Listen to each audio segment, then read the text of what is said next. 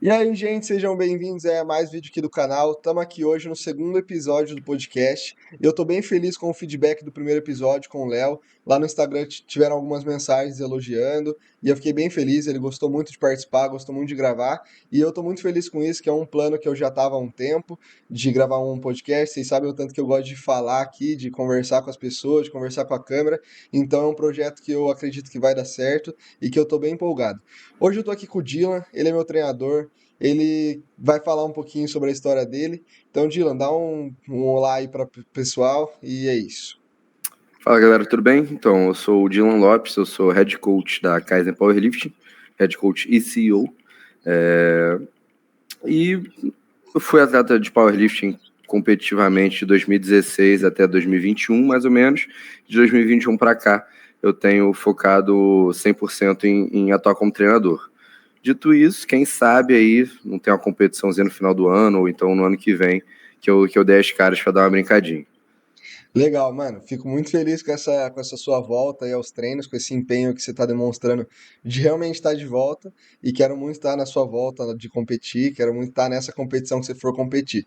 Mano, antes da gente falar de cenário de powerlifting, de competição, tem uma coisa que eu quero fazer no meu podcast sempre, que é trazer a essência do convidado, assim, porque eu acho que todo mundo que a gente vai entrevistar aqui, que por algum motivo tem algum diferencial, sei lá, o cara tá no Mundial, é um treinador de sucesso, ele só tá aqui hoje pelas coisas que ele viveu e pela essência dele. Eu quero trazer essa essência pro meu podcast. Então eu queria que você falasse um pouquinho de quem é o Dylan criança lá, como foi sua infância, se você já teve tipo, algum acesso esportivo desde do começo, assim, quando você era criança na escola, se era aquele cara que já era do esporte, ou não, se era aquele cara mais nerd, mais introvertido e tal, como que você era na sua infância?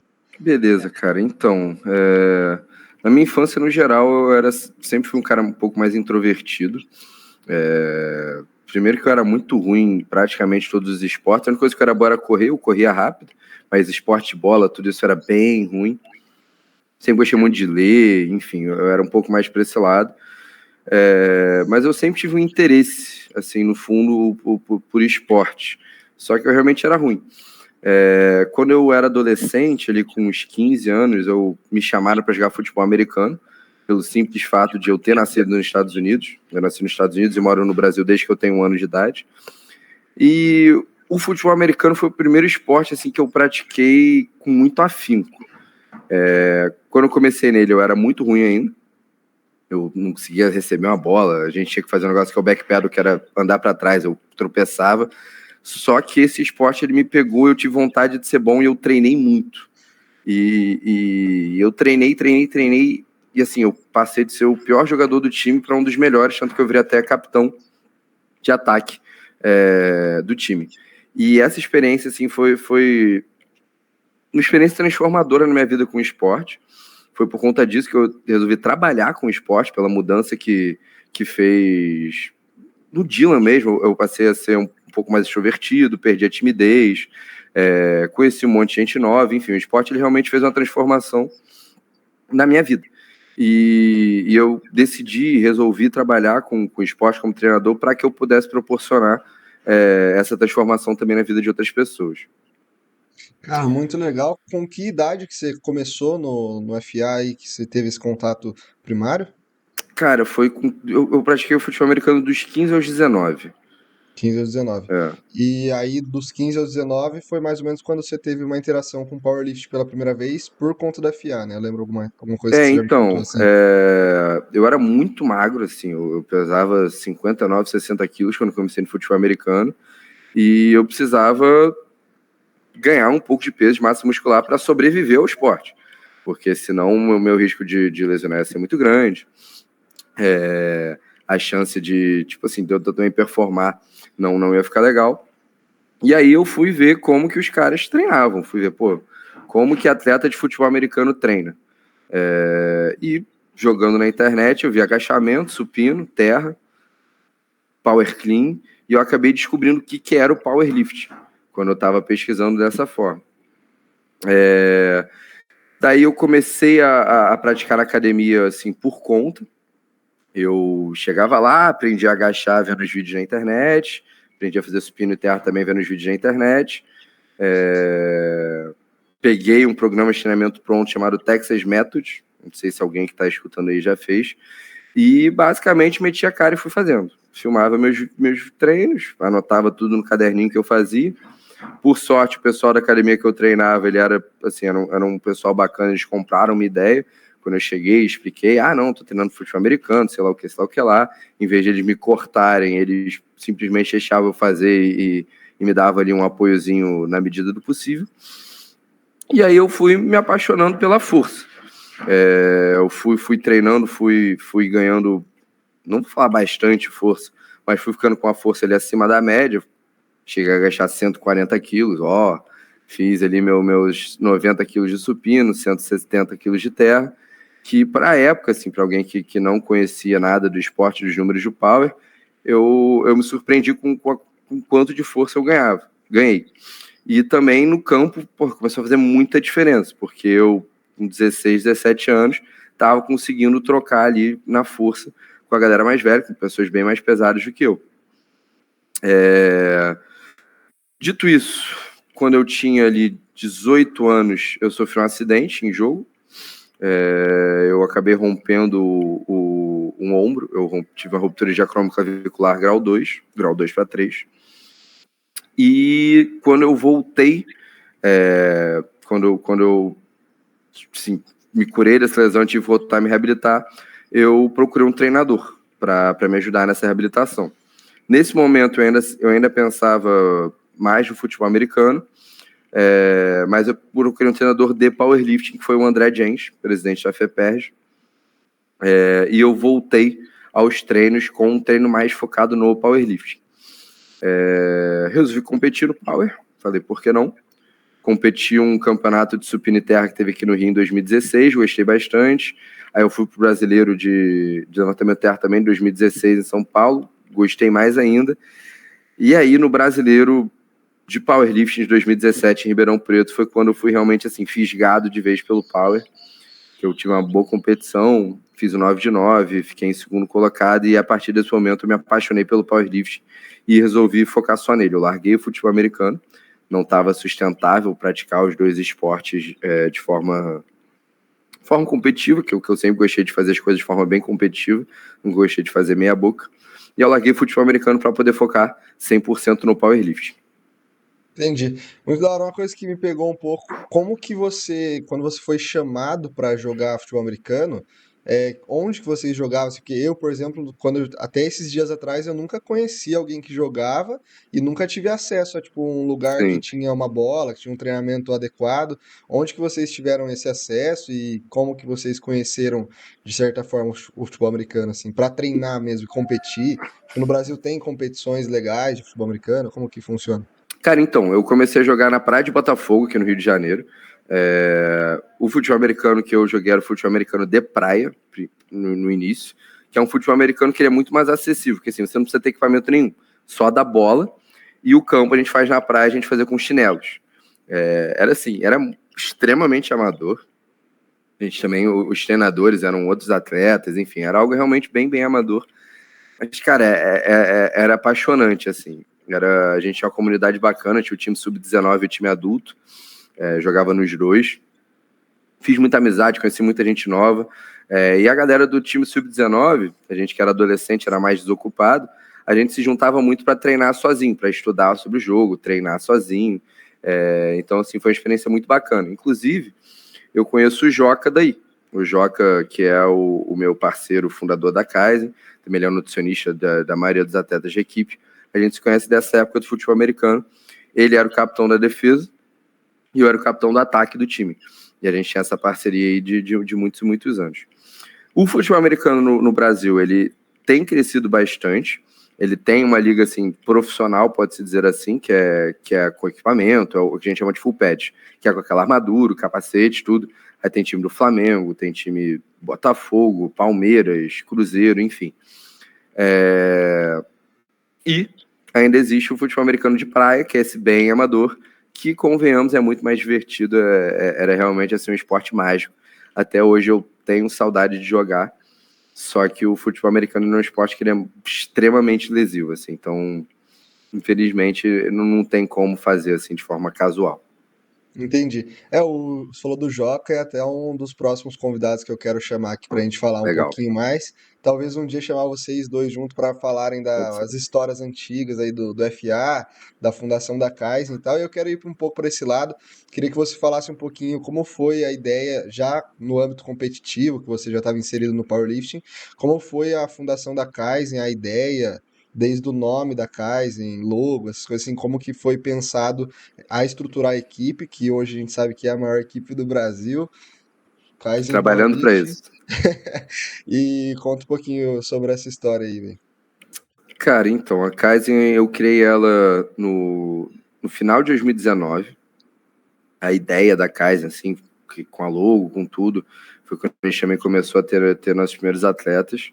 É, eu, sei lá, mais ou menos assim, em 2017, 2018, eu já estava começando a criar a ideia de ser um treinador de powerlifting. Já era mais ou menos para isso que eu estava me encaminhando.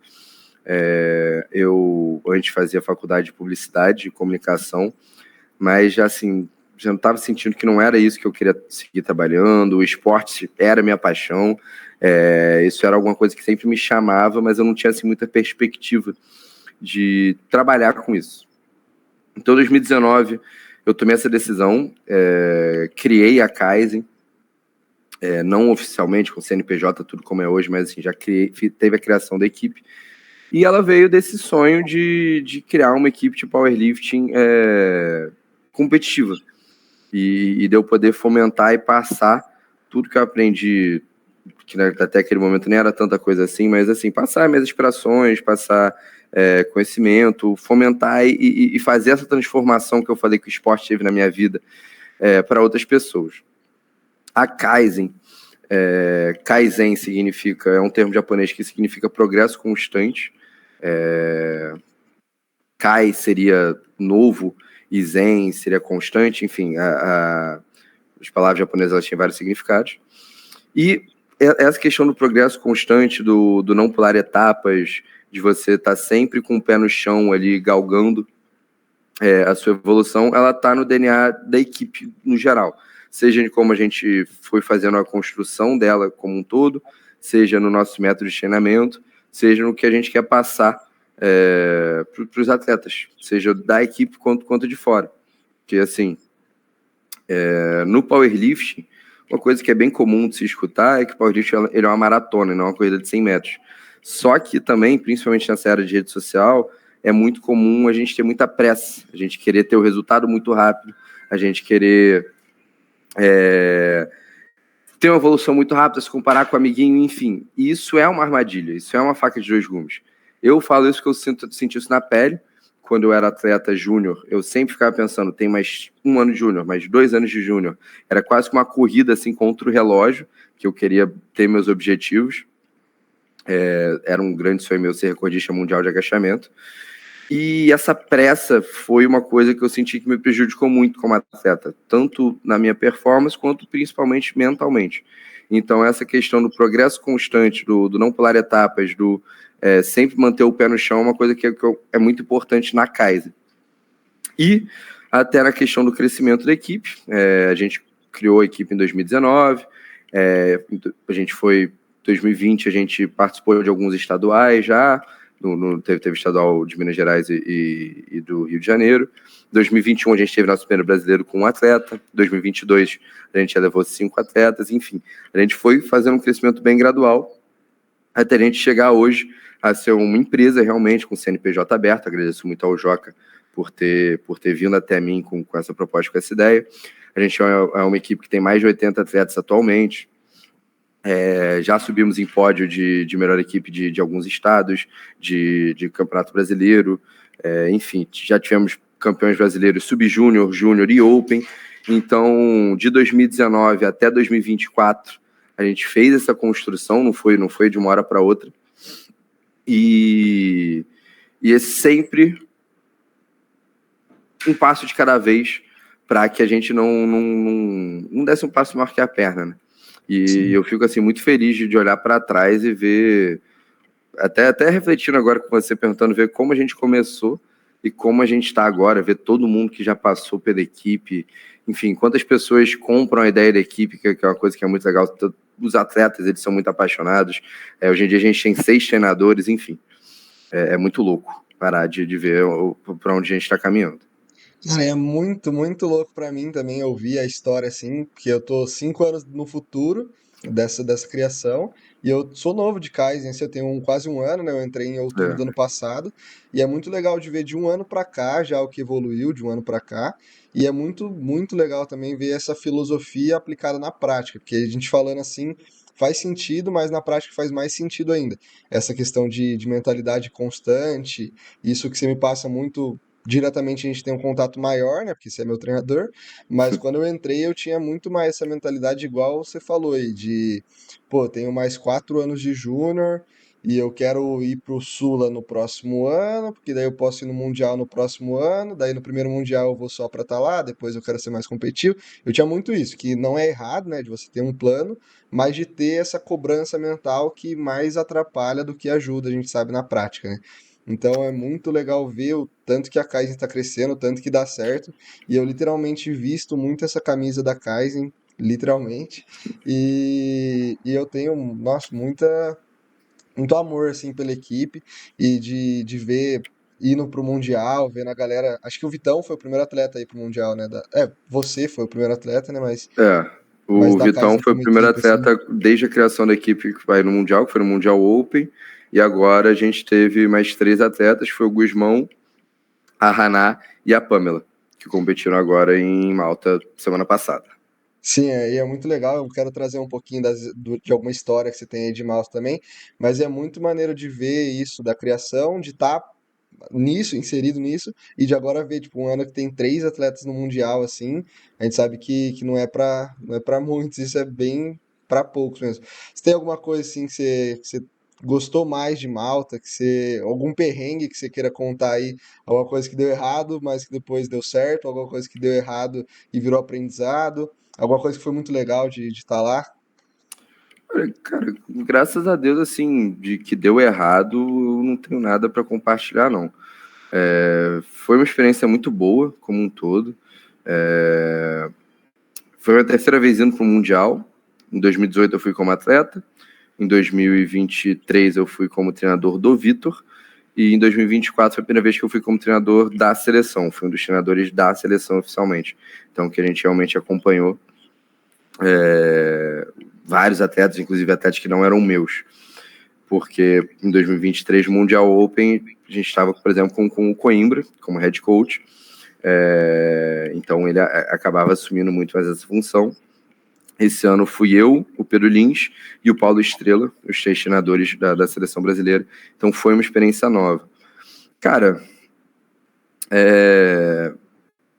o Mundial, ele é mágico, assim. Ele é quase que um universo paralelo. Você tá num lugar que todo mundo pratica powerlifting, todo mundo fala de powerlifting o tempo todo, tá todo mundo treinando powerlifting.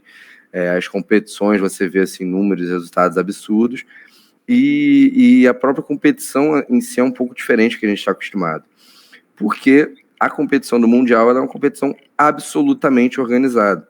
E eu não estou falando isso falando que os campeonatos aqui no Brasil não são organizados. É só que no Mundial, assim, é tudo no horário certinho. A competição está anunciada para começar 2 horas, ela começa 2 horas em ponto. O tempo de montagem de barra é muito menor, porque são líderes profissionais. A área de aquecimento é diferenciado, porque assim, a gente tem um número grande de racks de aquecimento, enfim. Então é realmente uma experiência muito mágica. E no Mundial também é diferente, porque assim, a gente lida com sonhos, né? Nós somos treinadores, a gente lida com sonhos das pessoas. A gente lida com o sonho de uma pessoa que sempre quis representar o Brasil, que sempre quis batalhar e competir com os melhores do mundo. Enfim, são diferentes tipos de sonhos que as pessoas podem ter. E é uma responsabilidade muito grande você lidar com isso, principalmente quando é um atleta que não é seu. Então, assim, eu diria que a maior dificuldade que eu tive nesse Mundial foi lidar com atletas que não eram meus, porque tanto pela questão de eu não conhecer eles tão bem nos levantamentos e também na questão de personalidade, como também a responsabilidade que é cuidar do atleta de outro treinador. Porque, mal ou bem, tá ali todo o trabalho que os treinadores fizeram com seus atletas, tá na minha mão, para que eu possa tirar e extrair o melhor dessa pessoa. Então, eu diria que essa foi a maior dificuldade. Foi até um frio na barriga novo, diferente, que eu senti. Eu lembro a Duda, da categoria até 63 quilos, foi a primeira atleta que eu acompanhei, de fato, que entrei no tablado, peguei todas as pedidas, que eu lembro que eu estava com um friozinho na barriga, assim, parecido com o de competir pela primeira vez. Mas, pô, foi uma experiência muito boa, graças a Deus. Os atletas mandaram muito bem. Seja os atletas que estavam competindo com algum nível de competição maior, que tinham aspirações de bater recordes, quanto os atletas que estavam vindo mais para se superar e para ter a experiência, a gente conseguiu ter um bom acerto de pedidas. E o principal a galera curtiu muito, assim, eu escutei muita gente falando que está muito mais motivada para treinar, que está com mais sangue no olho, que quer voltar e ter uma participação e ter um resultado melhor. Muita gente que saiu do país pela primeira vez, muita gente conhecendo gente do mundo todo pela primeira vez. Então, assim, a gente volta muito realizado. Dá até um grau de ânimo a mais, assim, para seguir fazendo os próprias questões da própria Kaizen Powerlifting, porque realmente é uma experiência muito mágica, assim. Cara, é muito legal isso. Estou, tipo, literalmente emocionado quando a gente começa a falar de Mundial, porque esse mexe com o meu sonho, assim, né? Mexe com o meu interior. E é muito massa de ver, tipo, os brasileiros, onde o powerlifting brasileiro tá chegando, onde eu consigo ver o powerlifting daqui a uns anos. E eu queria que você falasse se você viu alguma diferença, tanto mundialmente, questão de estrutura, mas principalmente da seleção brasileira, do Mundial que você foi em 2018, foi no Canadá, né? Uhum. Pro Mundial de 2024, Júnior agora. O Mundial que você foi em 2018, ele era Júnior e Open separado ou era Júnior e Open junto? Como Certo. funcionava? Então, 2018 eu dei uma sorte imensa, foi o último ano que foi Mundial Júnior e Open junto. Então, eu competi no Mundial Júnior e eu pude assistir o Mundial Open, que foi mágico. Cara, com certeza, assim, questão de estrutura, muito maior, muito mais... Já em 2018 já era espetacular, mas o Mundial desse ano, assim, é ainda melhor do que o de 2018. Tanto de questão de banner, quanto questão de transmissão, áreas de aquecimento, assim, com certeza teve uma evolução. Falando de seleção brasileira, mais ainda, em 2018 nós fomos, se eu não me engano, éramos 5 atletas júniores, eu, Carlos, Clark, Troll, 6 na verdade, eu, Carlos, Clark, Troll, Marcinho e a Anabela. E esse ano na seleção brasileira nós tivemos 14 atletas, sendo que dois dessas atletas competiram RAW e equipado. Então, assim, o crescimento da seleção brasileira foi maior. Em questão de resultados também, definitivamente, o nível dos atletas era maior. Até dos atletas assim, que não tinham a aspiração de bater medalhas, na média, a performance deles foi bem melhor do que a da gente em 2018. E esse ano a gente teve, por exemplo, Davi Cardoso disputando diretamente medalha de agachamento de terra, e com uma pequena esperança ali de talvez beliscar um total. A gente teve o Matheus Juiz Santos quebrando o recorde brasileiro Open. A gente teve o Guzmão batendo o recorde brasileiro. Enfim, a gente teve resultados melhores. A gente teve a Maria Bernardotti pegando medalha de terra no equipado, chegando perto também no hall, enfim.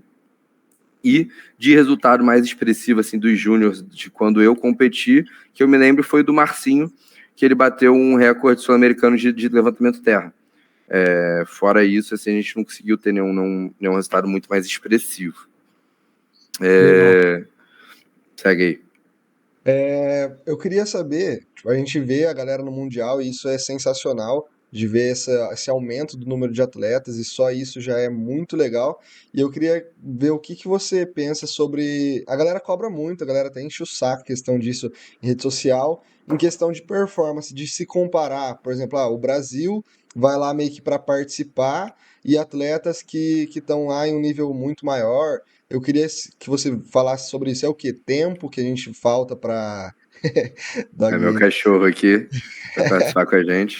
Boa, primeira participação não humana aqui do podcast. Seja bem-vindo aí. Não, mas beleza. Você tá perguntando, tipo assim, a questão de você quer saber a diferença do nível, por que que a gente tem essa Isso. diferença de nível, ou você quer saber como ir para o Mundial sem ter essa aspiração necessariamente competitiva? Entendi. Pode falar três pontos, então. A primeira é a diferença de nível, Tá.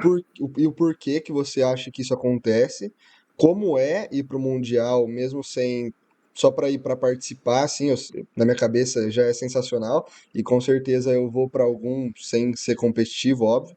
E o que precisa acontecer para que se chegue no nível dos atletas gringos, assim, se é só tempo, se é alguma mudança estrutural, o que você vê nesses três pontos? Tá bom, vamos lá. Cara, primeiro de tudo, assim, é nítido que tem uma diferença de nível no topo, assim, do Mundial para os atletas aqui no Brasil da nova geração, né?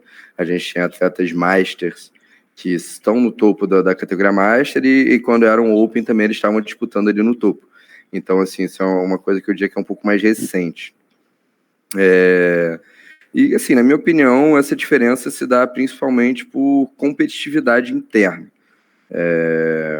Sinceramente, não acho que em questão de ciência do treinamento a gente está atrás, não acho que em questão de conhecimento de periodização, conhecimento técnico, nada disso. Eu também não acho que, sei lá, pegar uma planilha de algum treinador gringo e aplicar no atleta brasileiro vai fazer ele chegar no nível.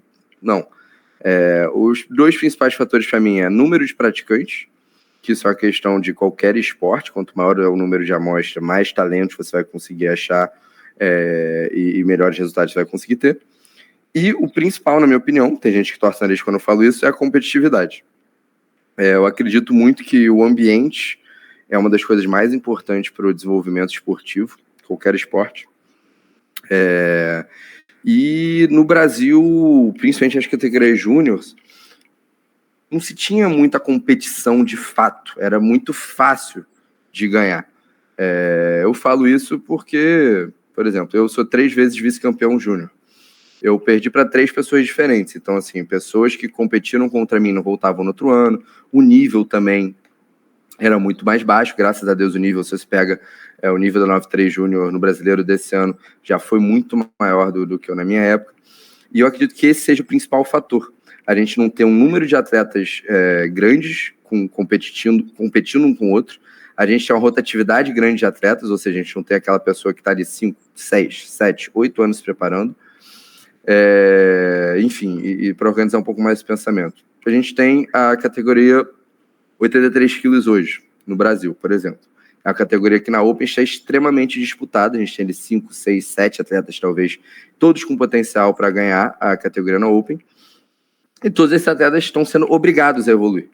Ou você evolui, ou você se adapta, ou você está fora do jogo. E a gente está vendo curvas de evolução muito legais nessa categoria. Vamos para a categoria 93 quilos. A categoria 93 quilos eu vi por muito tempo as pessoas fugindo dela, porque tinham Coimbra e as pessoas simplesmente não queriam competir contra ele, porque era praticamente uma categoria perdida. Só que ao longo desses anos eu fui vendo o nível do segundo e do terceiro colocado da 93 quilos subindo ano a ano. Há um tempo atrás era abaixo de 700 de total, em 2021, 2022 a gente chegou ali na boca dos 700, para agora esse ano, em 2024, a gente já ter o segundo colocado com 740 de total e o terceiro colocado com 702. Então, assim, eu realmente acredito que esse ambiente competitivo que obrigue a pessoa a ter um resultado para que ela consiga ganhar algo é a principal diferença. A gente está vendo isso também nos júniors agora. Você competiu o Brasileiro Júnior, foi extremamente competitivo, você fez marcas muito boas, melhorou muito suas marcas, e ainda assim você ficou só em terceiro colocado, Sim. com uma marca que, na minha época, você seria campeão brasileiro. Então, assim, para mim é isso que falta. Você pega um nacional americano, que a galera adora falar dos Estados Unidos, cara, o nacional americano ele é praticamente mais competitivo do que o mundial. Para você conseguir a vaga do mundial nos Estados Unidos, você tem que fazer um total de campeão mundial. Então, é isso. Ou você é obrigado a melhorar, ou você não consegue. E a gente está observando isso também nos outros países, seja na França, que é um país que nos últimos 2, 3 anos teve uma evolução expressiva no powerlifting hall, seja a Suécia, na verdade, sempre teve um time muito forte. Seja, por exemplo, a Itália. A Itália é um país agora que está tendo uma evolução grande dos atletas. Se você for pegar também para ver os campeonatos deles, você vê cada vez mais gente de alto nível ali competindo. Então é isso. Para mim, a principal diferença daqui para lá é o ambiente competitivo. Eu acredito que cada ano que passa, os níveis de competição no Brasil vão aumentar. Cada ano que passa vai ficar mais difícil de ganhar, vai ficar mais difícil de pegar pódio. E eu acredito que essa caminhada vai levar a gente a ter novamente resultados expressivos em Mundial. Falei pra caramba, né? Mas acho que deu para passar uma ideia legal. Não, mas é isso que eu quero mesmo. Eu quero extrair o máximo dessa conversa e isso é muito bom até pra galera, é legal de ter esse contato, ser um treinador experiente pra caramba, mas até pra mim, assim, de conversar com você, sempre que a gente conversa, eu saio da conversa com uma nova cabeça e eu vivo muito isso na prática, essa questão que você falou de competitividade. Você sabe, de 2021 ali até 2023, até o começo de 2023, eu competi em outra federação, onde ali eu era tipo o rei da categoria, com um total absurdamente baixo, e eu vejo muito essa diferença de quando eu competia ali sozinho. Até curva de evolução, mas principalmente a mentalidade que eu já tinha. Eu tinha ali a mentalidade competitiva de evoluir, mas é muito diferente quando você tem, por exemplo, um Leonardo Mendici agora na minha categoria, onde o cara tem tipo um total absurdo até de nível mundial assim, e eu tenho que chegar lá para um dia disputar com ele diretamente, é muito diferente essa mentalidade de treino, de evolução e de que realmente se eu não evoluir, eu nunca vou chegar, entendeu? Então isso é muito legal de se ver na prática. Eu lembro até assim da minha época, quando eu era atleta, eu treinava junto com o Carlos. Abraço, Carlos, Diogo, Harry Potter. E a gente começou relativamente junto, assim, no Power. E, cara, eu achava muito legal porque, assim, eu evoluía, ele evoluía. Aí ele melhorava, eu melhorava atrás. E, assim, era realmente um acompanhando o outro e a gente evoluiu muito rápido por isso. Então, assim, esporte, beleza, tem fisiologia, tem biomecânica, tem ciência, tem estudo, tem toda a teoria. Mas esporte é esporte. Esporte é coração, esporte é maluquice. Então, o esporte, assim, tem umas coisas meio esotéricas dele que são essenciais para o desenvolvimento. Eu gosto sempre de dar o exemplo dos 100 metros rasos, que por décadas ninguém tinha corrido 100 metros rasos abaixo de 10 segundos. E depois que a primeira pessoa conseguiu bater esse recorde, meses depois, assim, tiveram mais 5 que bateram. E hoje em dia, para você ser considerado um cara de nível bom, de nível elite, no atletismo, na corrida de 100 metros, exatamente esse é o grau. Então, você tem que correr abaixo de 10 segundos. Então, era algo que antes era inalcançável, foi alcançado, mais pessoas foram conseguindo, e hoje é simplesmente o padrão. Eu gosto de falar também dos 300 quilos de terra. Nossa, eu lembro que na minha época 300 quilos de terra era algo que era assim, realmente fenomenal, quase ninguém conseguia fazer, era a marca de vida de todo mundo. E hoje em dia, até engraçado que parece que todo mundo puxa 300 quilos. Parece que você pega Aí você um me deixa resultado de triste, hein, Jean mundial. Lopes. Não, eu não tô falando isso diminuindo, só para mostrar realmente a evolução. Você pega, tipo assim, um round de mundial, cara, praticamente todas as aberturas do Mundial Open são acima de 300 quilos, na categoria 83 para cima. Sim. Então, esse fator, assim, quase que subconsciente de não se impressionar, eu acho que ele faz muita diferença na evolução. Inclusive, no Brasil, por exemplo, outra coisa que eu acho que é uma grande diferença. No Brasil, se você agacha 140, 180 quilos na academia, você já é o cara mais forte da academia.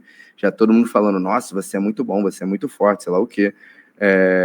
Quando você fizer isso numa academia de powerlifting nos Estados Unidos, na Europa, você é literalmente mais um. Assim, você não é nada impressionante. Vai ter alguém do seu lado agachando 260, alguém do seu lado agachando 240.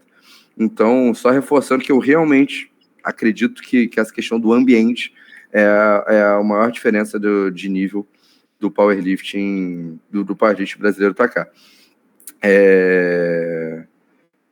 Enfim, é basicamente isso mesmo. Tem muita gente que discorda, tem muita gente que vai falar que é questão de estrutura, que é questão que os caras lá treinam com uma academia. Esse é um assunto que eu sou muito apaixonado. Tem muita gente que fala que é porque a galera lá fora treina com equipamento melhor, que é porque eles entendem mais de treino, que é porque eles usam bomba, que é porque eles têm uma dieta melhor, enfim, condições socioeconômicas. E, cara, desculpa, mas eu realmente não acredito nisso. É óbvio que tudo isso que eu citei faz diferença, mas eu já vi atleta de Trinidad e Tobago chegar sem ter nenhum equipamento da SBD, com tênis Vans quase furado, chegar e bater recorde mundial. Eu já vi atleta americano treinando sozinho em garagem, com anilha descalibrada, anilha de ferro, treinando descalço, chegar e bater recorde mundial. Então, não acho que é porque você treina no Smart Fit ou você não tem um set de anilhas Eleiko que isso é o que está te limitando. Eu acho que talvez você acreditar que você precise disso para evoluir esteja te limitando muito mais do que, enfim, do que isso de fato. Eu concordo 100%. Essa questão de romper a barreira, uma barreira que era inalcançável, eu acho que vai acontecer agora com a categoria 93, que é a que eu acompanho, que é os 900 de total, né? Porque Sim, por bastante tempo era ali inalcançável. O Gavin Agin fez esses dias atrás 901, e eu acho que no próximo Mundial, ou até em Sheffield, né? Quem for da 93 competir em Sheffield, mas acho que no próximo Mundial ali o pódio todo vai fazer 900. Ou não, o que você acha? possivelmente. Não sei se ainda é ano que vem, mas eu acho que 2, 3 anos vai se tornar isso aí. Eu acho que ano que vem. Eu aposto que ano que vem o pódio já vai estar ali ou muito, muito próximo de 900 ou 900 mais ali, próximo de 910 ali já. E isso de equipamento, por muito tempo, me travou a minha evolução, porque eu comecei treinando em um ambiente onde tinha ali anilhas da Aldin ali calibradas já, então eu já estava acostumado com o equipamento. Eu vim fazer faculdade fora e fui treinar na Smart Fit, então isso me travava na cabeça. Tipo, quando eu tiver, eu vou evoluir. E com certeza não é o contrário, você tem que fazer o Exato, melhor, o seu melhor com o que você tem, né? exato. E a gente vê até ele é campeão mundial da 105 até ano passado, ele perdeu esse ano pro Aston, esqueci o nome dele, o ucraniano. O Anatoly? O Anatoly, ele treina, Sim, eu acompanho bastante ele, e o rack dele é de madeira lá, agora ele ganhou um patrocínio de anilhas calibradas, ele já tinha antes as anilhas calibradas, mas o rack de supina ali dele é um bagulho super, tipo, pô, ele bota 350 a mais de agacho, e o hack ele me dá até um pouco de medo ali, que não é um hack sim. da Eleiko, nem próximo disso. Ele é um exemplo bem legal, que o país do cara tá em guerra, ele faz parte das Forças Armadas, e você vê os vídeos de treino na academia comercial, com um monte de anilha diferente, nenhuma anilha calibrada. É engraçado, teve até um vídeo que ele tava agachando acho que 320 para 8, enfim, algum número absurdo, e tinha um monte de criança correndo atrás dele na academia. Então, cara, se você, com seus 500, 600 total, tá aí reclamando por estar treinando Smart Fit, mano, e acha que isso está limitando a sua evolução, com todo respeito, melhore. Com certeza. Para me segurar para não ficar muito ofensivo aqui, não, porque isso é realmente uma coisa que me esquenta um pouco o sangue. Assim, odeio gente dando desculpa, odeio gente que fica falando que a galera lá de fora, todo mundo toma bomba, é por isso que eles são mais fortes. E eu acredito que essa mentalidade é o principal motivo de muita gente evoluir. E graças a Deus a gente está vendo hoje muitos atletas que não têm essa mentalidade, a gente tem muitos atletas que têm essa inspiração de chegar longe lá fora, e acredito que esse seja um dos principais motivos de a gente estar vendo tanta gente evoluindo. Entendi. Você falou um pouquinho disso do uso de hormônio, aí, um pouco atrás falou de bomba também.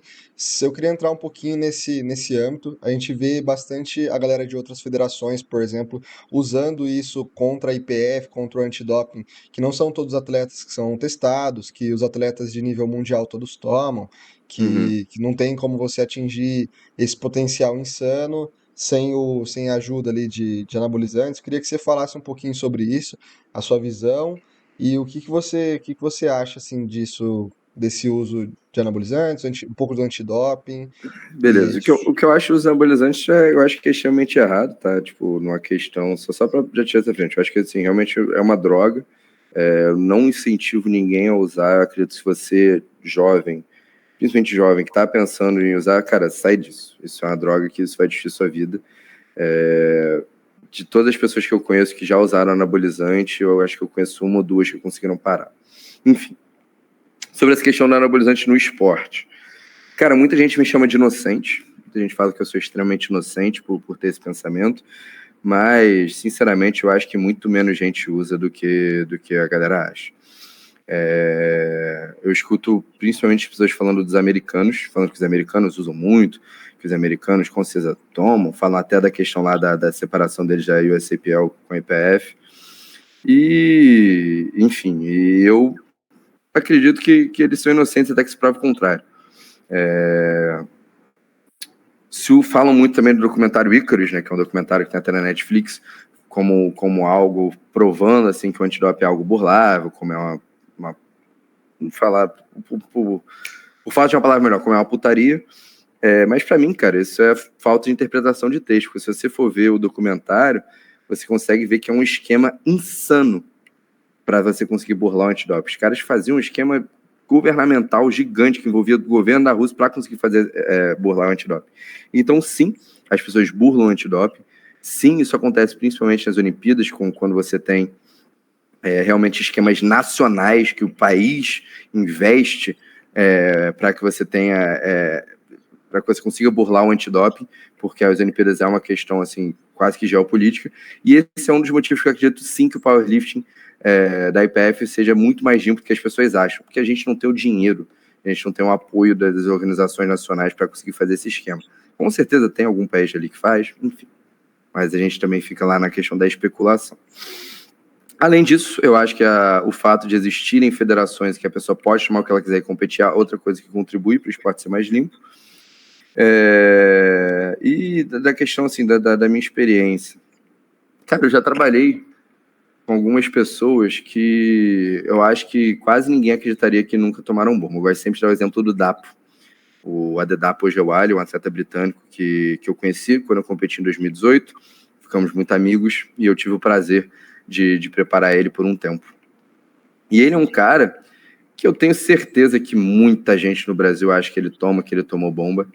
E ele é um cara que eu tenho certeza que ele nunca tomou, seja pela nossa amizade, seja pelo meu trabalho com ele, seja pelos valores, pelo que eu conheço do cara. Ele é religioso demais para tomar anabolizante, ele é um cara extremamente religioso, enfim. E ele tem resultados que são insanos, seja de shape, seja de força.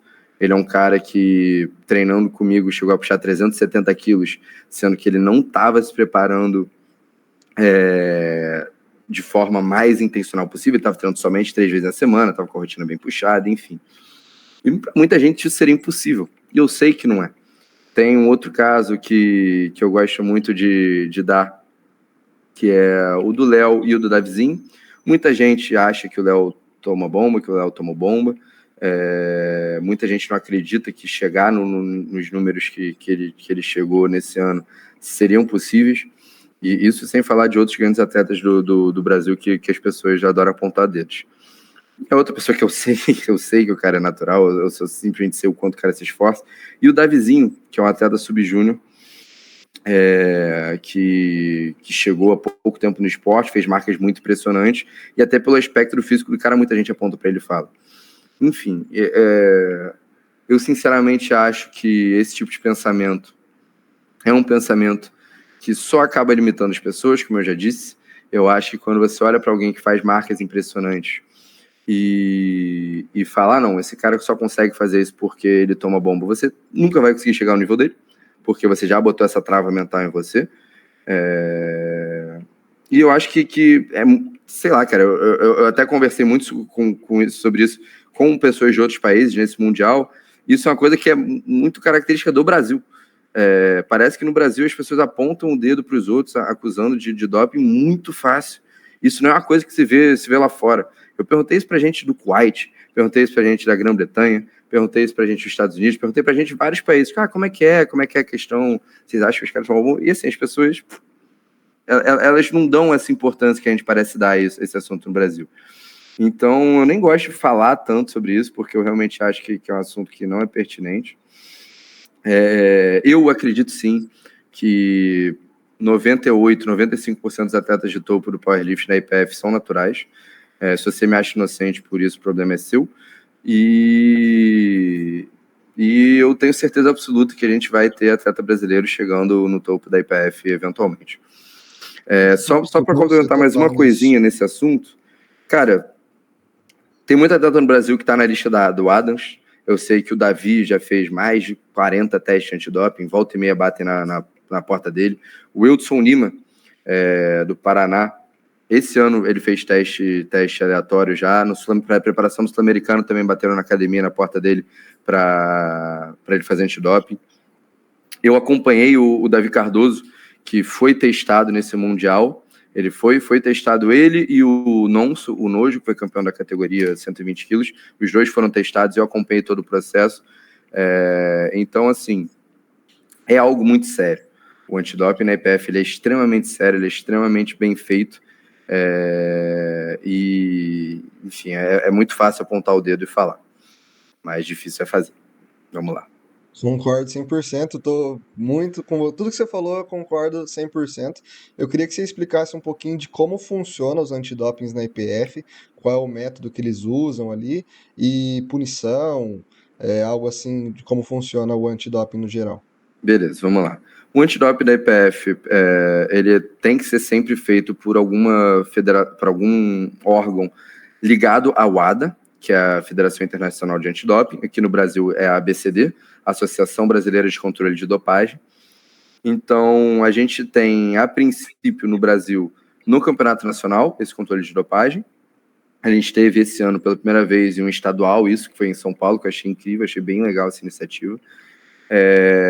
E quando o atleta ele entra num circuito internacional, ele tem que preencher o ADAMS, ele tem que fazer um cadastro em que ele vai botar praticamente toda a rotina dele para que os agentes do controle de dopagem possam testá-lo a qualquer momento.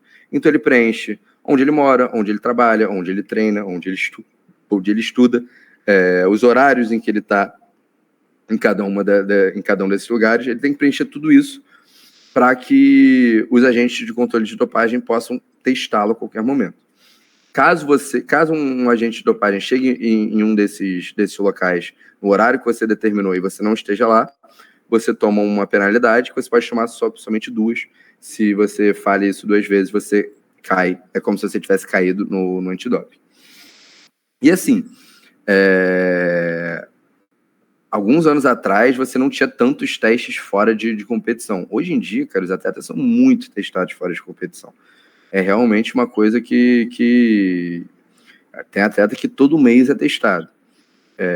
A gente conversou um pouco, inclusive, com o irmão do Panache, nesse Mundial, que ele estava lá, a gente foi questionar sobre isso, etc. E ele fala, cara, que às vezes de 2 em 2 semanas o cara é testado, no mínimo uma vez por mês. Então, assim, essa questão do ADAMS é muito sério.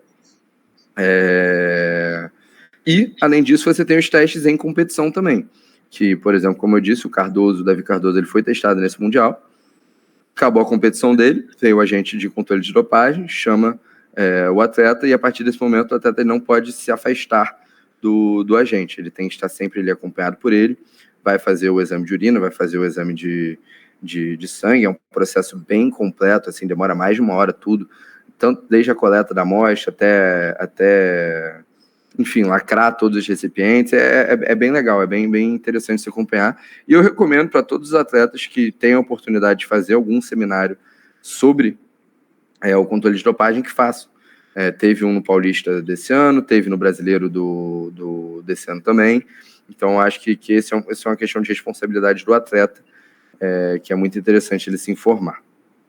E questão de punição cara, se você cai no antidoping, primeiro que você tem uma multa de alguns milhares de dólares para pagar, além disso você perde os seus títulos que você ganhou na época desse controle, e você é banido do esporte, que varia ali de 2 a 6 ou 8 anos, se eu não me engano, dependendo de qual substância você foi encontrado. Porque cai desde drogas recreativas até algumas substâncias encontradas em remédios do dia a dia, quanto, obviamente, os anabolizantes. É bem severa a punição, não Sim. brinquem com isso, galera, estejam atentos. Até uma Não, coisa que é legal de falar, isso que você falou de alguns remédios que toma no dia a dia e nem sabe que às vezes é doping. Então exato. tem o aplicativo, né, da WADA, que você pode colocar lá qualquer substância e ver se é doping ou não. Principalmente aos atletas aí, estejam sempre atentos a isso. Você nunca Sim. sabe a primeira competição que você vai ser testado ou não. então estejam dentro da regra sempre. Isso é uma coisa que eu mesmo me cuido bastante, assim, de não cair de surpresa, né, velho? Tipo, às vezes você não tá limpo ali, você não tomou nada que afete sua performance diretamente, algum anabolizante, alguma coisa assim, mas você pode cair de tonto ali, de desinformado. Neosaldina, por Exato. exemplo. De Neossoro. estar ignorante ali e cair. Ô, Dylan, a gente falou um pouquinho breve da Olimpíada de doping, e isso é uma questão que me perguntam bastante. Em questão de leigos, a galera acha muito que o powerlifting é olímpico, né? Sempre que me perguntam alguma coisa assim, tipo, ah, e você tem sonho de ir pra Olimpíada e tal? E, tipo, o powerlifting não tá no quadro olímpico. Eu queria que você falasse isso um pouquinho, se você tem essa expectativa que o powerlifting um dia seja olímpico, o que você acha que impactaria no esporte e você acha que seria uma coisa positiva? O que você vê em relação a isso? Sendo sincero, eu não tenho muita opinião formada sobre isso. O powerlifting está no World Games, que é como se fosse a Olimpíada dos esportes que ainda não são olímpicos. Esse ano a gente vai ter pela primeira vez o HAL no World Games, a gente será somente o equipado. Cara, se eu falar que não é um sonho ter o powerlifting nas Olimpíadas, eu estaria mentindo. Eu acho que seria incrível, assim, pô, você ter mais esse caminho para os atletas, assim, de ainda mais glamour que o World Games, ter esse sonho ainda maior até pessoal, de representar de ir como treinador para as Olimpíadas, de ter algum atleta que represente o Brasil nas Olimpíadas, com certeza é algo incrível. Agora, sobre se eu acho que é uma coisa essencial, se é algo que eu acho que vai acontecer, sinceramente, eu não sei. Não sei se seria bom para o esporte ou não. Por um lado, seria interessante essa questão do glamour. Por outro, talvez com esse investimento maior, não sei se o esporte se manteria tão limpo. Mas, enfim, eu acho que é uma coisa que pode acontecer. Eu acho que eventualmente vai acontecer, sim. Não sei se em 2028, 2032, 2036, mas acho que algum dia vai. Mas não é algo que eu penso muito sobre, que eu fico pensando sobre, nem esperançoso, não. Eu acho que a gente tem aí os mundiais da IPF, que são eventos já gigantescos e grandiosos. A gente tem também o World Games, que seria essa celebração, esse evento maior ainda. Então, entrando ou não nas Olimpíadas não é algo que me interessa muito e que eu acho que faz muita diferença. Também não é algo que eu acho que a gente tenha que batalhar absurdamente para que aconteça. O que eu gosto e que eu acho extremamente interessante é que a IPF segue o modelo olímpico, seja do controle de antidopagem, seja na questão do profissionalismo do esporte. Isso é uma competição extremamente profissional, uma competição sem margem de interpretação, enfim. A principal diferença da IPF para outras federações é que a IPF ela é uma federação mais profissional, uma federação que a arbitragem é mais rígida, é uma federação que o próprio visual da competição é um pouco mais limpo. Você vê ali os árbitros sempre de camisa social, gravata. É uma competição que é mais organizada no geral, que ela tem mais ligação com as federações nacionais. Então, eu acho que assim, a maioria dos benefícios dos esportes olímpicos a gente já tem, só falta realmente esse glamour de poder se dizer que é um esporte olímpico. Entendi. Para alguém que está começando hoje, assim, tipo, eu vou vir aqui o podcast e quero começar a treinar powerlifting, para você qual é o caminho tanto o caminho em relação a política, assim, de chegar em um mundial, qual o processo para um atleta iniciante chegar no mundial em relação a competições estaduais, nacionais e tal, e o caminho eu falo em questão de tipo, dicas que você teria para um iniciante também no treinamento de ser competitivo um dia. Tá. Primeiro de tudo, primeira dica, você, cara, quer começar a fazer power, já começou power, contrata um treinador. É de longe o melhor investimento que você possa fazer. Contratar um bom treinador, de preferência alguém que esteja envolvido com o esporte, alguém que compita, ou que já competiu, que seja árbitro, que vá nos campeonatos. Isso vai ser o que mais vai te fazer evoluir. E também isso vai ser o que vai conseguir te manter mais informado sobre o circuito competitivo, enfim, para você ter inscrição. Já viu muito atleta perder inscrição de bobeira, porque o treinador não... Ou por não ter treinador, ou porque o treinador acaba não sendo uma pessoa que é envolvida de fato com o esporte em si. Vamos lá, você chegou, contratou seu treinador, de preferência contratou um nutricionista também, está treinando, quero chegar no Mundial, como é que eu faço? Primeiro você tem que competir um estadual. Se o seu estado tem uma federação estadual, você tem que competir nele. Caso o seu estado não tenha, você pode competir em alguma federação que seja mais próxima da sua. A gente tem, por exemplo, alguns atletas que vêm do Amazonas para o Rio de Janeiro competir aqui. Competir o estadual, tem que ver se vai ter índice mínimo ou não para você poder participar do brasileiro desse ano. Tendo índice, você tem que bater ele. Não tendo índice, basta você competir estadual. Compete brasileiro, você tem que ganhar o brasileiro, ou então pelo menos pegar ali um pódio, para que você possa ser convocado para um campeonato sul-americano. Você é convocado para o sul-americano, você compete sul-americano, a partir daí você pode competir no campeonato mundial. Então, basicamente, o processo é esse. Você tem que competir um estadual, competir um nacional, ganhar um nacional, competir um sul-americano, para que aí você possa ser convocado para um campeonato mundial. É basicamente assim esse o caminho. Entendi. Para quem já foi para o Mundial, por exemplo, os meninos que foram esse ano, eles têm o quê? Eles podem ser convocados em qualquer ano? Tem algum limite de anos ou tem que fazer o processo totalmente de novo? Tem que ganhar o brasileiro? Tem que ganhar o Como funciona? brasileiro. Ganhar o brasileiro. Assim, sempre tem que competir o estadual para poder qualificar o brasileiro. Qualificou o brasileiro, você tem que ganhar o brasileiro para você conseguir sua vaga. Inclusive, eu acho que isso é uma coisa que devia ficar mais clara na mente das pessoas. Ganhar o brasileiro para conseguir sua vaga para os campeonatos internacionais. Às vezes, pessoa que fica em quinto, quarto, até em terceiro, que é até o seu caso, reclama, não, queria tanto uma vaga para um sul-americano, para o Mundial.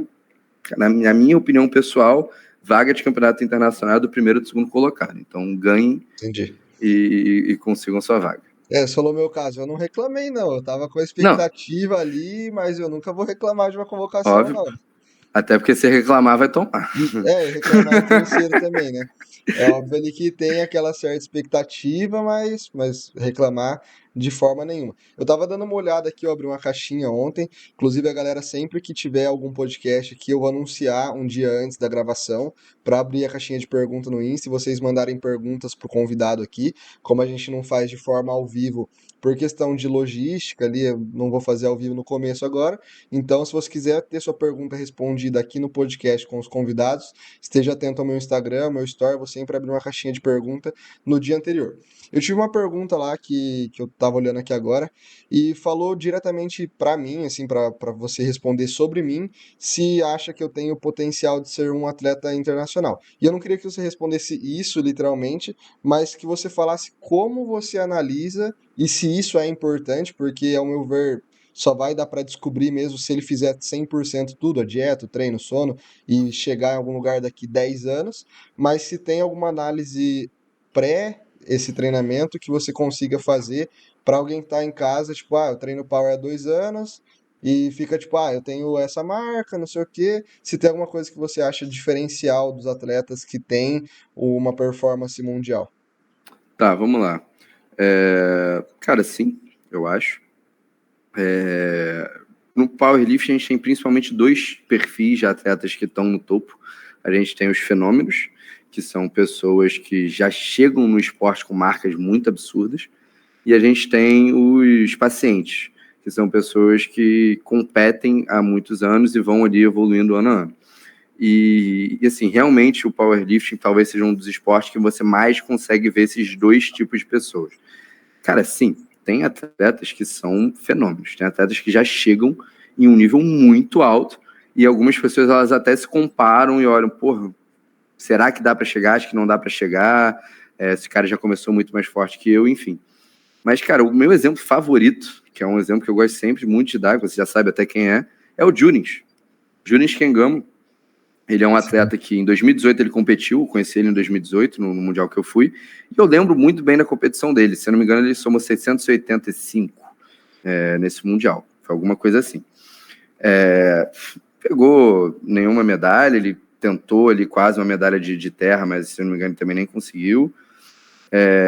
E é um cara que foi ser campeão mundial agora em 2024, 6 anos depois.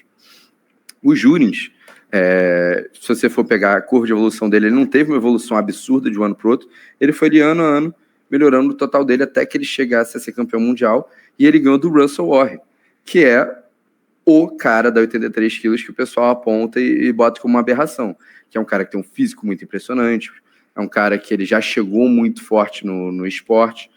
Então, assim, eu realmente acredito que no powerlifting, a pessoa que bota ele 5, 6, 7, 8, 10 anos de trabalho, ela consegue chegar muito longe.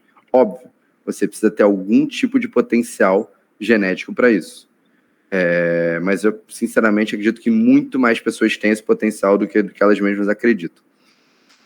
E isso foi até uma das conversas que eu tive nesse Mundial. Cheguei para alguns treinadores para conversar, que eu sempre gosto de fazer esse intercâmbio, e perguntar alguma dessas perguntas que você está fazendo, que em relação a treino, questão de diferencial, e uma coisa que assim, é sempre unânime de falar cara, sono e dieta. Os melhores do mundo, eles comem e dormem talvez com mais afinco do que eles treinam.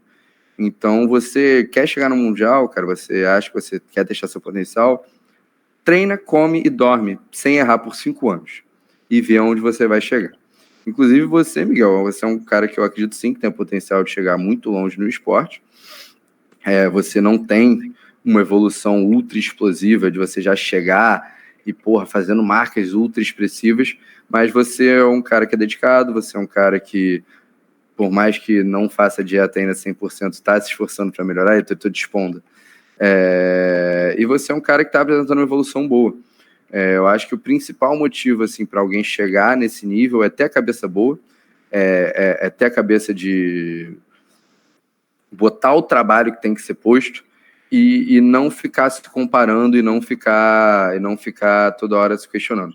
Se você é uma pessoa que olha para o outro, que tem marcas maiores que as suas e fala, não, esse cara faz isso porque ele toma bomba, você nunca vai chegar no Mundial.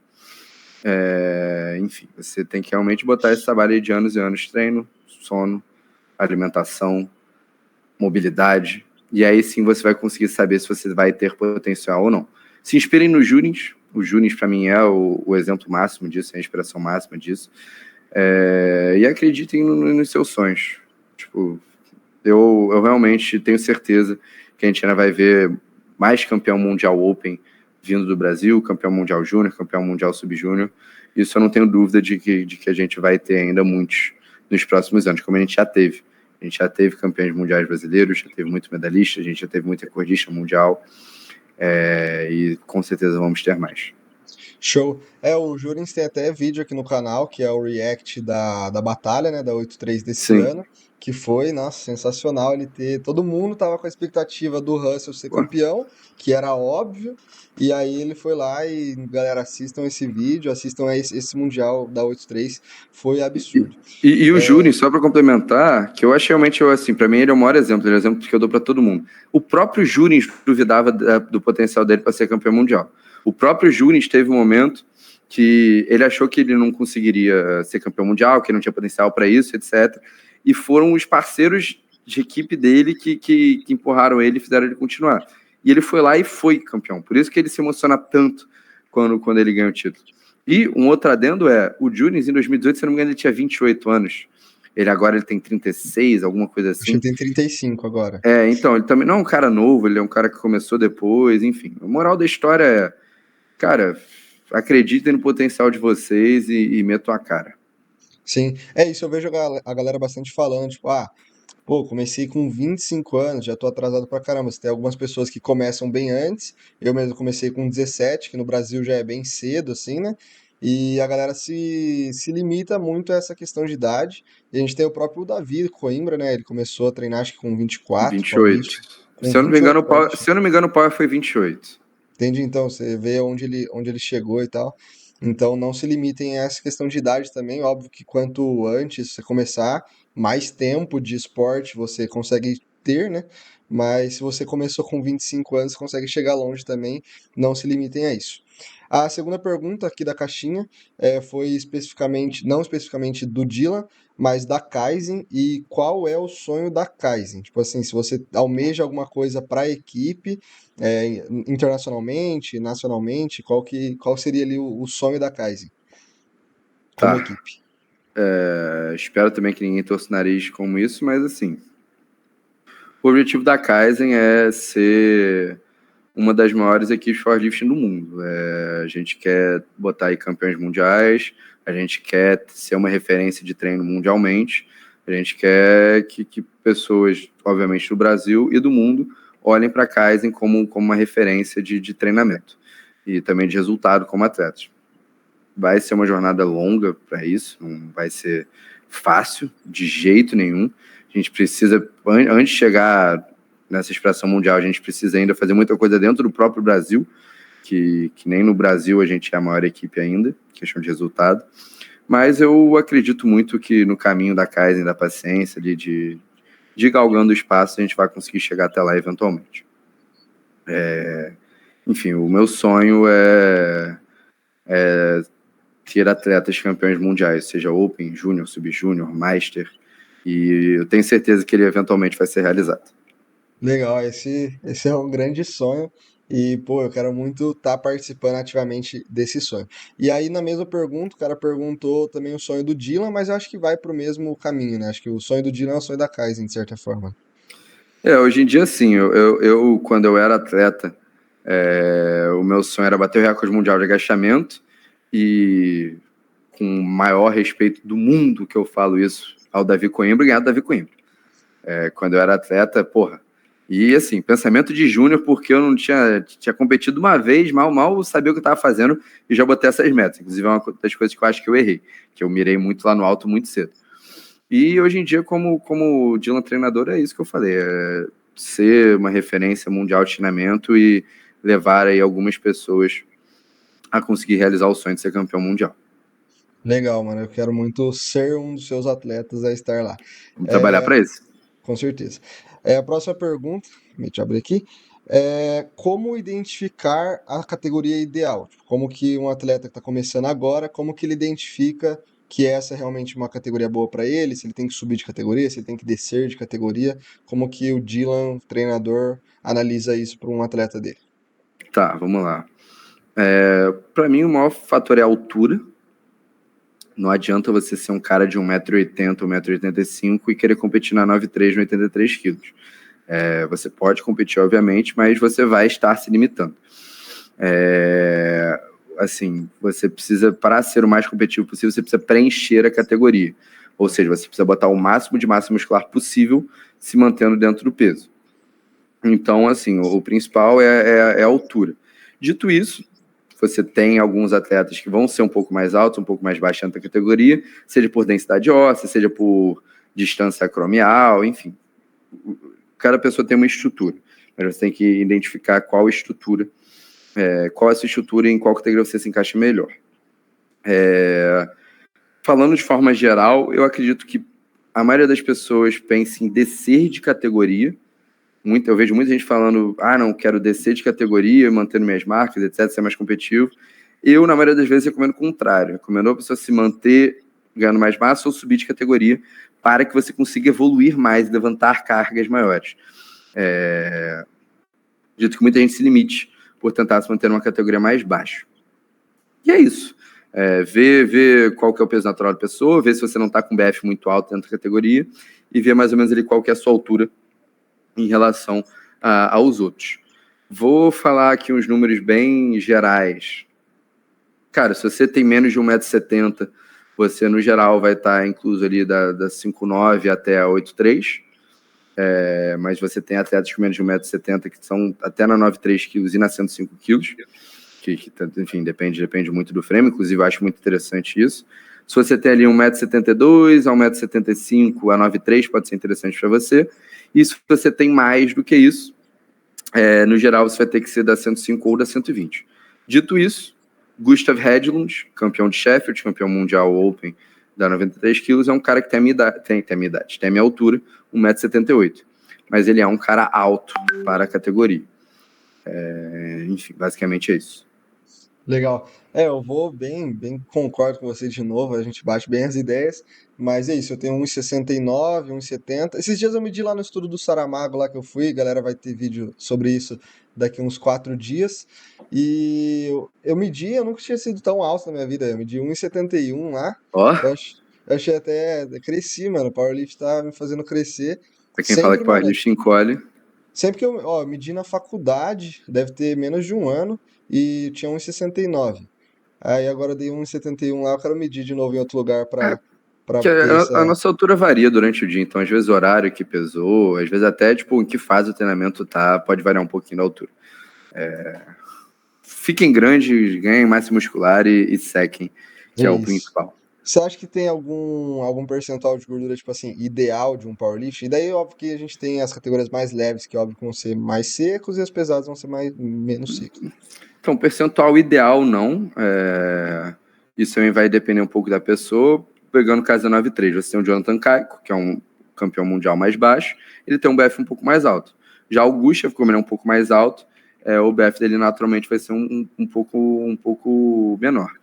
Então, assim, o BF ideal é o menor possível para essa categoria, chegando ele a um limite de uns 6% de gordura corporal, que aí o seu BF vai começando a ficar baixo demais, você pode não ter um cenário tão interessante para você ter de recuperação do treino.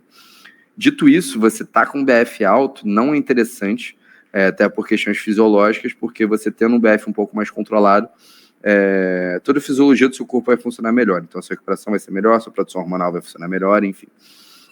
Eu recomendaria você, powerlifter, a tentar diminuir o seu BF aos pouquinhos, enquanto vai ganhando cada vez mais massa muscular. Sim, eu falo isso bastante aqui no canal, porque é realmente o meu caso, né? De ter um BF alto, estamos tentando baixar, ganhar massa muscular sempre, cada vez mais seco e maior. Você acha que essa questão de categoria, limitar o atleta, até onde você acha que compensa isso, você simplesmente aceitar isso?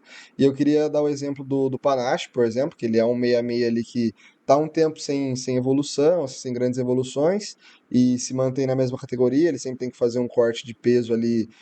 Acho que ele treina com 69 até quase 70, em fase do ano ele posta isso.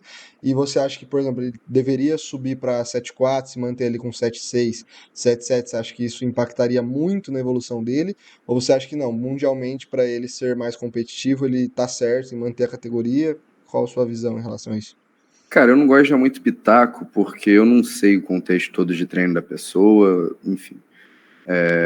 E assim, no caso do Panache, o cara ele ainda tá ali disputando o título mundial todo ano. Então, beleza, os números dele podem. Ai, meu Deus do céu, peraí que meu cachorro. Sai do meu colo, cachorro.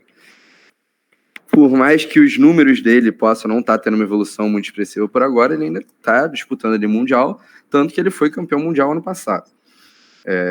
Então, provavelmente a análise que ele faz é isso. Eu tenho mais chance de ser campeão mundial na 74 ou na 66. E eu, sinceramente, acredito que é na 66 que ele tem mais esse potencial. Sobre estar acima do peso, não vou falar todos, mas a maioria dos atletas de nível top mundial se mantém um pouco acima do peso e fazem alguma manobra ali, algum corte para bater o peso de competição. Não são todos, você tem ali alguns atletas que não fazem esse tipo de estratégia, mas a maioria faz. Então é bem normal, inclusive esse é um dos motivos que a gente vê, às vezes, as pessoas fazendo cargas em treino maiores do que na competição. O próprio Russell é um caso desse, ele sempre faz números bem impressionantes em treino e sempre fica bem abaixo da competição. O cara treina com 89, 88 quilos e compete com 83. Então, assim, é completamente esperado que isso aconteça. E é isso, eu acho que assim, para você que está escutando, devo subir de categoria ou não, cara, seu BF tá alto. Se o seu BF tá alto, eu sugiro que você controle um pouco o BF antes de subir de categoria. E a outra questão pode ser realmente essa questão da evolução. Tô há anos já mesma categoria, tô um pouco estagnado. Cara, eu acho que vale sim a pena você ganhar um pouco de peso, melhorar de novo suas cargas. Isso dá quase que um respiro, assim, de novo ao treino, de você conseguir treinar melhor, melhorar a carga. Eu acho que é uma coisa que renova o treino em si. Legal, ficou muito bem respondida essa pergunta. Acho que a galera deu para entender muito bem. A próxima pergunta, perguntaram aqui só top 3 inspirações, e aí eu queria dividir isso, queria dividir meio que como o Dylan atleta, assim, 3 atletas que você se inspira, assim, que você acha muito legal e realmente inspirador. E se tem 3 treinadores também que você olha a nível mundial, assim, ou que já não são mais treinadores, mas que você curte o trabalho. Se tem essas 3 pessoas como atleta e 3 pessoas como treinador. Tá, vamos lá. Cara, em questão de treinador, também não gosto de ficar falando isso toda hora para não parecer que é puxação de saco, mas assim, o Coimbra ele é uma inspiração absurda por tudo que ele fez para o esporte do Brasil, além, obviamente, os resultados dele como atleta, como treinador, mas assim, para mim, o que grande virada de chave para mim que fez admirar ele absurdamente é ver o quanto ele sacrificou até a própria carreira de atleta e treinador dele para o esporte no Brasil. Enfim, também é um cara que sempre me ajuda muito, sempre pergunto coisa para ele, ele sempre compartilha conhecimento, enfim. Tem outros treinadores brasileiros que eu admiro muito, mas vou citar ele. O Joey Flex, para quem me conhece sabe que é um cara que eu curto muito o trampo, é um cara que eu admiro demais, assim, os resultados dele como treinador. Ele é um cara que eu estudei muito a metodologia, tudo, enfim, eu simplesmente acho que tem muita gente que não gosta dele, que acha que ele não é nada demais, mas, porra, a quantidade de campeão mundial que esse cara já produziu não tá escrito. E eu gosto muito da abordagem dele, assim, do entendimento do powerlifting como um esporte. Ele fala muita coisa do futebol americano, do basquete, esse aspecto que eu falei mais cedo da questão psicológica, da questão mental do powerlifting, ele fala muito disso. Então, ele é um cara que eu admiro muito nesse sentido. Cara, um terceiro treinador é complicado, assim, falar um. Eu gosto muito do Marcellus Williams, que também é um americano, admiro muito ele porque ele é um cara que eu acompanhei o crescimento dele como treinador. Ele é um cara que eu vi de passar a não ter muitos atletas assim expressivos, aí construindo a equipe dele até chegar ao ponto de treinar campeões mundiais de GPF, campeões americanos, recordistas mundiais, enfim. Então, por esse fato de eu ter acompanhado toda a trajetória dele, eu acho muito, muito, muito legal, muito inspirador. Como atleta é um pouco mais complicada. Vamos lá. Para mim, o Rondel Hunt, de Trindade e Tobago, ele é assim, o atleta que eu acredito que tem o maior potencial do mundo nesse esporte. Para mim, ser um cara que é diferente, que nasceu com uma genética muito diferenciada a ele. Então, eu admiro demais. Infelizmente, a Federação de Trindade e Tobago teve vários problemas internos que impediram ele de competir na IPF por muitos anos, mas eu estou aguardando assim, ansiosamente a volta dele. Cara, o Caico, ele é um outro atleta que eu admiro muito, que eu gosto muito, pela personalidade dele, por ser um cara que foi ali ano a ano sendo campeão mundial, um cara que nunca falou muito em rede social, que sempre botou o trabalho e que sempre fez o que ele precisava ser feito para ser campeão. E falar de quem eu já falei aqui, o Jurins.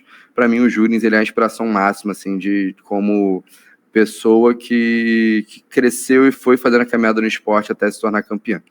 Para mim, ele é esse exemplo máximo e, eu acho muito inspirador a trajetória dele. Além de ser um cara fenomenal, um cara muito gente boa, um cara muito receptivo, enfim. Muito da hora. Eu tô acompanhando bastante a volta Desculpa, só mais uma coisa que eu preciso falar. Ana Rosa Castelã. Ana Rosa Castelã, para mim, é o exemplo. Cara, o que eu admiro essa mulher também não tá escrito. Ana Rosa, eu já admirava ela muito como atleta, obviamente, mas no Brasileiro de 2019, que foi em Joinville, foi organizado por ela, a minha admiração por ela transcendeu. Quando eu vi ela anilhando, arbitrando, se preocupando com todos os atletas, perguntando sempre pra gente se a gente estava com fome, se a gente estava com sede, a gente, no caso, os staffs da competição. É uma atleta que tem uma história de vida absurda, é uma atleta que foi campeã mundial trabalhando como diarista, é uma atleta que foi campeã mundial em diversas categorias de peso, é uma atleta que foi campeã de World Games, ela ganhou tudo que ela poderia ganhar, sendo brasileira, não tendo facilidade na vida, sempre tendo que trabalhar por fora. Então, assim, para mim, Ana Rosa, se você não gosta de Ana Rosa, você tá errado. Se você não admira Ana Rosa, você tá errado. O que ela fez no esporte é o que muitas pessoas sonham em fazer. E eu acho que menos pessoas conhecem da história dela do que deveriam. E ela também é uma pessoa que nunca deu desculpinha, é uma pessoa que foi campeã mundial, cara, tá vendo de diarista. Então, você que está reclamando de não treinar Smart Fit, de eu tenho que fazer faculdade e treinar, com todo respeito, cara, vá lá para aquele lugar, porque não é para você esse esporte, não. Ana Rosa, assim, é o ápice, cara, admiro muito, muito demais mesmo, assim, a Ana. Tanto como atleta, mas também principalmente pela pessoa. Quando nesse brasileiro, ela, tava sempre perguntando pra gente, faltou anilheiro, ela botou a camisa de anilheiro e foi anilhar sem perguntar 2 vezes, sendo campeã mundial, campeã de World Games, Hall da Fama, sendo organizadora do campeonato, cara, pra mim isso aí é outro nível. Desculpa Sim, aí me eu interromper. tô de acordo 100% e mas uma pessoa assim que eu sonho em trazer aqui é a Ana e o Davi, né? São duas pessoas que eu quero mais pra frente. Quero esperar um pouquinho o podcast virar um pouco mais, né, e tal, mas são duas pessoas que eu com certeza são o sonho assim de trazer para essa conversa aqui. A próxima pergunta são suas melhores marcas como atleta. Então, seu melhor agachamento, melhor supino e terra, total. Tá. O que que você já fez de impressionante aí? Cara, de impressionante eu nunca fiz nada, não. Mas minhas Claro, melhores pô. marcas em treino foram na preparação para o Brasileiro de 2021. Eu fiz 240 de agachamento, 160 de supino e 255 de levantamento terra. E eu, sim, tinha segurança de que eu faria mais do que isso na competição, porque eu sempre aumentei minhas marcas de treino para competição. Minhas melhores marcas em competição são 235 de agachamento, 150 de supino e 262,5 de terra, que eu fiz já depois da aposentadoria. Eu fiz uma preparação de alguns meses para competir um estadual. No equipado, eu fiz uma competição equipado também. Minhas melhores marcas são 242,5 de agachamento, 162,5 de supino e 210 de levantamento terra, que eu não tinha treinado terra equipado, mas eu queria ainda assim usar o equipamento, eu não conseguia alcançar a barra. Enfim, ficou essa marca aí. Foi no Paulista do ano passado, né, que Foi você no competiu Paulista, equipado. exato, Foi lá que a gente se exatamente. conheceu, inclusive. Eu fui Que com o dia, que objetivo de dia. bater minhas melhores marcas house de supino e agachamento, que era 240 e 160. Sim, nossa, esse Paulista foi, ao mesmo tempo, foi traumático, foi muito bom para minha carreira. Foi meu primeiro campeonato de power na IPF, né? Porque eu tenho três só campeonatos de power na IPF. E a gente falou um pouquinho da minha evolução. No Paulista ano passado eu fiz 542,5. Tem esse vídeo no canal aí para quem quiser ver. Acho que o título é Meu Pior Campeonato, alguma coisa assim. E 542,5, agora eu tô chegando em 100 quilos a mais disso e menos de um ano de evolução. Eu queria que você falasse um pouquinho em relação a essa evolução anual, assim, se tem alguma marca que. A galera foca muito em evoluir 100 quilos por ano, no iniciante ali e tal. Se tem alguma coisa que é legal de se almejar, assim, tipo, eu tenho 450 de total, em um ano dá para evoluir tanto. Você acha que dá para responder essa pergunta ou é muito. Depende da categoria, depende do atleta? Depende demais. Vai ter gente que vai evoluir 200 quilos, vai ter gente que vai evoluir 100, vai ter gente que vai evoluir 20.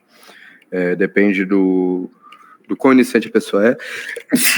Perdão. Saúde. Depende do quão iniciante a pessoa é, depende do histórico de treino, enfim, de tudo. Vai ter gente que vai fazer uma competição, vai somar 300, dá 9,3, e aí no final do ano ela vai somar 500. Vai botar 200 quilos de total. Uau, 200 quilos de total, mas tem que ver o contexto. Sim. O que eu acho que sobre isso? Um, não se compare. Dois, busque estar evoluindo ano a ano. Não necessariamente competição a competição, porque vai ter alguma competição que você vai somar menos do que no anterior. Isso vai acontecer com todo mundo. Se você não estiver preparado para isso, você vai se frustrar demais. Torço para que demore bastante para chegar esse momento para todos vocês. E eu diria que, assim, de 25 a 50 quilos é uma média muito saudável de evolução anual. Acho que você está evoluindo 50 quilos por ano de total, está muito bom. Continue assim. Mas, assim, uns 20, 25 quilos já é interessante. E, pô, vai ter gente aí que vai botar 100, 150, 200. Incrível também. Bom para essas pessoas. Você só não pode ter a expectativa de evoluir assim sempre. Porque se você botar 100 quilos total todo ano, daqui a pouco você está somando aí 1.000. Então, assim, tem que ter até essa noção. Para algumas pessoas que vão botar aí 100, 150 quilos de um ano para o outro, cara, não se frustra quando pro ano que vem você botar 50, ou até mesmo 25. Porque, assim, isso vai acontecer inevitavelmente. Até que você chegue no nível de elite mundial e passe a evoluir 10, 5, 0 quilos por ano.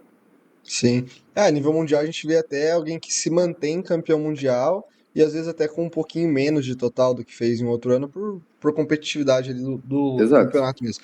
A próxima pergunta, eu vou melhorar ela um pouquinho, é se atleta tem que ser influenciador. E isso eu quero levar para a questão, tipo assim, de rede social, a gente vê que isso está crescendo muito. A gente vê, por exemplo, atletas como o Russell que postam ali bastante seus treinos, que tem uma mídia gigante ali. Acho que o Russell é talvez o atleta mais famoso de powerlifting é, em mídia social, assim.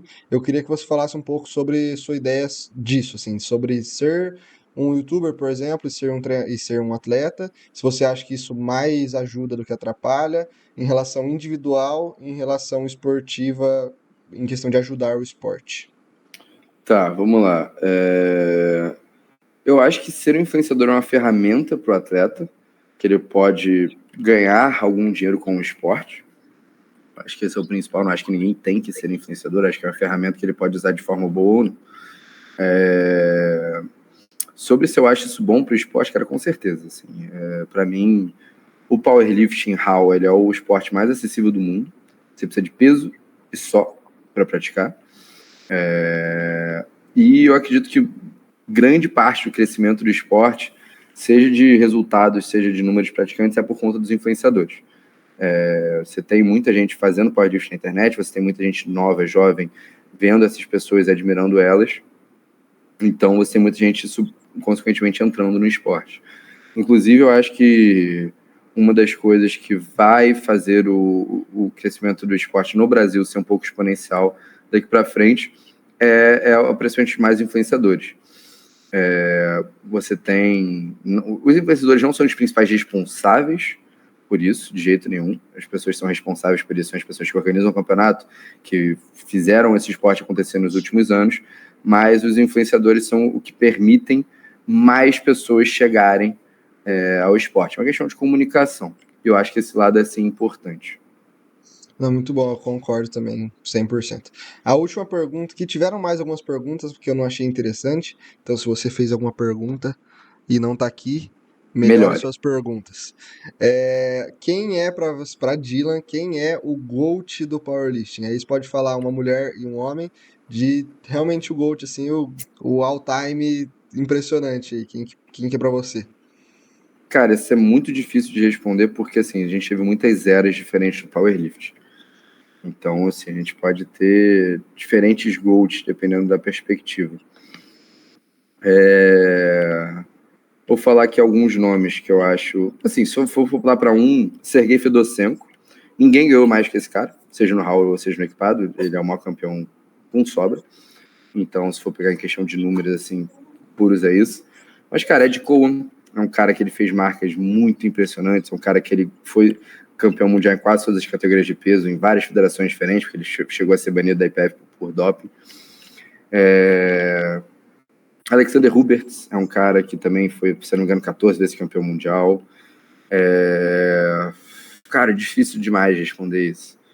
Mas eu diria que talvez esses 3 nomes sejam os maiores, assim, para se dizer. E se eu fosse pegar alguém da atualidade, eu vou falar alguém que eu acho que tem o potencial de ser o GOAT, Rondell Hunt. Para mim, esse é o cara que eu aposto. Cara, do lado feminino, Perdão. cara, infelizmente, assim, eu não tenho tanto conhecimento de atletas para citar e para falar aqui. Tem eu esqueci o seu nome dela, mas é a Larissa, se eu não me engano, que é também uma atleta que foi campeã mundial sei lá quantas vezes. Inclusive, ela competiu diretamente contra a Cícera Tavares, do Brasil. Vou citar na Rosa. Na Rosa, se eu não me engano, foi a primeira atleta a ser campeã mundial em 2 ou 3 categorias de peso diferentes da história da IPF. Também foi campeã de World Games, enfim, tudo. E, para mim, a atleta que vai vir a ser a GOAT do powerlifting é a Agatha Sitko, que essa menina faz impressionante. Eu acho que ela vai, eventualmente, ser campeã mundial também de todas as categorias que ela se propõe a competir. E eu acho que ela é uma pessoa que tem esse potencial, assim, de a gente olhar para o futuro e falar, pô, essa é a GOAT do esporte. Legal, né? Muito Da hora. Com certeza, assim, eu não sou a melhor pessoa para responder isso. Com certeza, quando eventualmente o Davi, o Eric, a Ana vierem no podcast, eles vão conseguir dar uma resposta muito melhor do que a minha.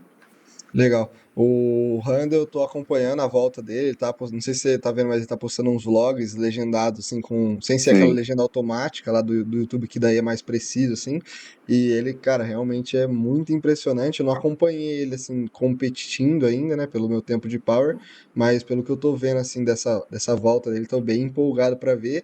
E é um cara que eu gosto muito do estilo de canal dele, assim, onde ele posiciona a câmera, troca uma ideia, treina, troca uma ideia e treina. É uma coisa que eu gosto bastante de fazer aqui no canal. Então é um cara que eu me inspiro bastante também em questão de YouTube e como atleta, pelo amor de Deus, né? Mano, a gente tá chegando no final aqui. Eu queria saber se tem mais alguma coisa que você quer falar pra galera. Se tem um recado final que você acha interessante de deixar. E pode falar onde a galera te encontra também, em mídia, como ser um atleta da Kaizen. Tá, vamos lá. Cara, de recado que eu gostaria de deixar pro pessoal acreditem no sonho de vocês, acreditem no potencial de vocês. Não se deixem levar por comentário negativo, seja na internet ou seja presencial. Se você é um cara que você tem o sonho de ser um campeão mundial, de você chegar, ser um campeão brasileiro que seja, cara, acredita no seu sonho e corre atrás. Não dá ouvidos para a pessoa que duvidar de você, pessoa que falar que para você fazer isso você tem que se dopar, enfim. Se afasta desse tipo de pensamento, desse tipo de comentário, que isso não vai agregar em nada na sua vida. Fora isso, treina, come, dorme, se dedica fora do treino mais do que você se dedica no treino, e corre atrás, mano, corre atrás, acredita nos seus sonhos, que dá pra acontecer. Me apresentar aqui de novo, meu nome é Dylan Lopes, vou pedir para quem estiver assistindo aí, quiser seguir a gente nas redes sociais, é dylan.kaizen.pwl, meu Instagram pessoal, mas principalmente o Instagram da Kaizen, kaizen.powerlifting. Segue lá a gente, acompanha a gente está postando bastante conteúdo, a gente está tentando fazer uns conteúdos com umas dicas um pouco diferenciadas, que a gente não vê sendo tão compartilhadas. E se você quiser fazer parte da Kaizen, seja muito bem-vindo, só mandar um direct pra gente lá no Instagram, que a gente vai te apresentar a equipe, vai passar sobre todo o processo, e vai ser um prazer enorme ter vocês aí treinando com a gente. E vou te agradecer aos meus treinadores, agradecer ao André James, Eric Oishi, Sandiv, que não vai ver isso porque ele é lá de Trinidad e Tobago, e ao Joshua, que também não vai ver isso porque ele é de Taiwan, mas agradecer aos meus treinadores, que foram as pessoas que me introduziram ao esporte. Aprendi muito com eles, aprendi muito com cada um deles. Agradecer também a todo mundo que faz o esporte acontecer no país, seja nas federações estaduais, seja na CBLB. Todo mundo que trabalha e faz os campeonatos acontecerem, organiza, arbitra, planilha, tira do seu próprio tempo e às vezes até do seu próprio bolso para fazer o esporte acontecer no Brasil. E a você, Miguel Andrini, meu pupilo, por ter esse espaço aí, por ter me convidado para participar do podcast. Dylan, é realmente um prazer te receber aqui, porque além de meu treinador, você sabe que você é o diferencial assim da minha carreira esportiva até hoje, e eu sei que a gente vai conquistar grandes coisas juntos, como essa relação de atleta-treinador, mas eu agradeço pela nossa amizade, além dessa questão esportiva, você é um cara que eu considero meu amigo, e é um prazer te receber aqui no canal, um prazer entrevistar você aqui. Espero que você tenha curtido esse espaço, e é nóis. Tamo junto, Obrigado, galera. mano. Até o próximo vídeo. Sejam consistentes e não desistam. Tamo junto. Se inscrevam no canal Miguel Andrini. É isso.